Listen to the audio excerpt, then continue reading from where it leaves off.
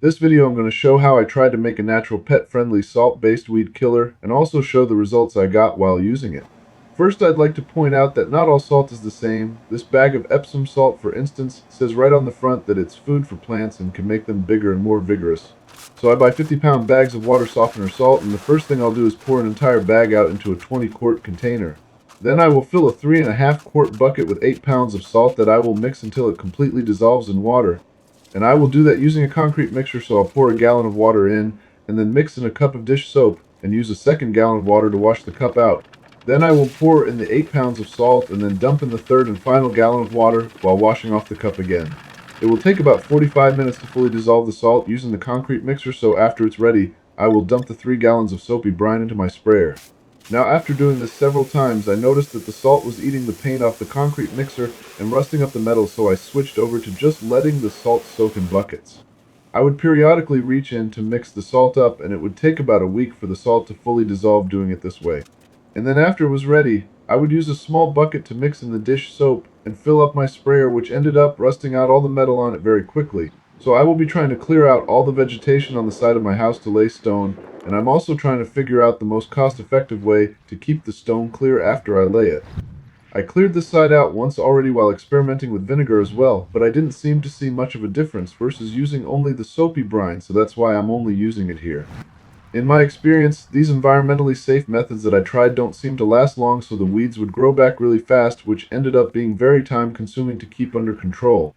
And when you're working a lot of overtime at a full-time job, the last thing you want to do on your time off is more work, so there were several times I let the weeds get out of control while experimenting with these solutions. So this is what the vegetation looked like on the day I first sprayed with the soapy brine. And the next day you can see that the green in the plants isn't nearly as vibrant as it was the day before. The third day after spraying, I started to see some browning of some of the plants and browning on the edges of the leaves on some of the other plants. Then after a week, it started to look like some of the plants were slowly coming back to life, which is what seemed to happen when I tried the salt with different amounts of vinegar as well.